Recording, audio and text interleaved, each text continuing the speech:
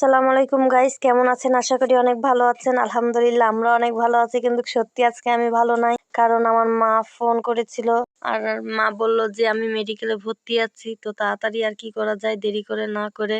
মা বলল যে ফ্রিজে মাংস আছে কিনা, বললাম না, তো আজকে হাটের দিন। তো চলে গেল আমার স্বামী হাটে যে 3 পোয়া গরু গোছ নিয়ে আসলো মায়ের জন্য। তো সেটাই রান্না করে মায়ের জন্য নিয়ে গেলাম। তো যে দেখছি যে মা লাইনে বসে আছে, এই যে এখানে লাইনে বসে আছে, এটা আলতাসনের ঘর। আলতাসনের ঘরে সবাই লাইন ধরে বসে আছে, শুধু আমার মা না, আরো মা বোনেরা বসে আছে। তো এই পাশে এই যে এখানে অভিভাবক বসার জায়গা, রুগীর লোকজন। আর এখানে আমার ভাই আর আমার বাচ্চা খেলা করছে, এখানে ওরা দুষ্টুমি করছে। আমার ছোট ছেলে আসলে আমার ভাইকে পেলে এত দুষ্টুমি করে, আমার ভাইও খুব দুষ্টুমি করে ওর সঙ্গে, ছোট ছেলের মতো। মানে মনে হয় দুইটাই ছোট বাচ্চা, দুইটাই একই বয়সের, এমন ভাব করে। মানে আমার ভাই বড় হলো ছোটদের মতো। এখানে এক্স-রের ঘর, আমার মাকে এখানে ইসিজি করানো হচ্ছে। এদিকে ইসিজি হচ্ছে আর এদিকে আমার ভাই আর আমার বাচ্চা খুবই দুষ্টুমি করছে, এখানে চিল্লাপাল্লি করছে। তো এরা এখানে মানে এই একে কুতকুতু দিচ্ছে, ওই ওকে কুতকুতু দিচ্ছে, এই ওর চুল ধরে টানছে, ওই ওর চুল ধরে টানছে।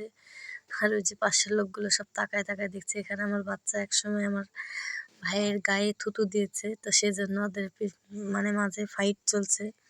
তো এই করতে করতে আর কি চলে গেলাম। এখন একটু আমার বাজারে যেতে হবে, বাজারে যে একটু কেনাকাটা হচ্ছে এই সুযোগে, যেহেতু দোকান বন্ধ আছে। আর এদিকে মেডিকেলে যেহেতু আসছি আজকে একটু ফ্রি, তো চলে আসলাম সাহেব বাজারে। তো এখানে আপনার আড্ডি বাজারের ভিতর ঢুকে গেছি আমি। এখানে দেখেন আমাদের আড্ডি বাজারটা এত সুন্দর দেখতে। তো রাজশাহীর যারা না, রাজশাহী যে আসবেন বেড়াতে অন্য জেলার, তো অবশ্যই আড্ডি বাজারটা ঘুরে দেখবেন, অনেক সুন্দর।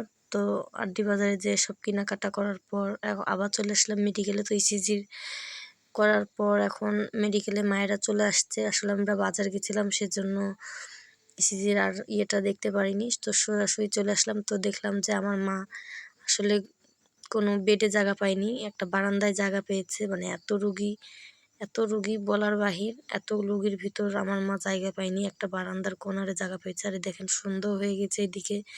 আর নিচে যে এরকম আমি 4তলা থেকে ভিডিও করছি, আর এই যে বারান্দায় দেখেন হাজার হাজার মানুষ। আমি রুমের ভিতরটা ঢুকলাম, তো রুমের ভিতরটাতে অনেক মানুষ, পা ফেলার মতো জায়গা নেই, এত মানুষ। রুমের ভিতরেও অনেক মানুষ, রুমে পা ফেলার মতো জায়গা নাই, এমন অবস্থা। তো সবাই ভালো থাকবেন, সুস্থ থাকবেন, আল্লাহ হাফেজ। আবার দেখা হবে অন্য ভিডিও।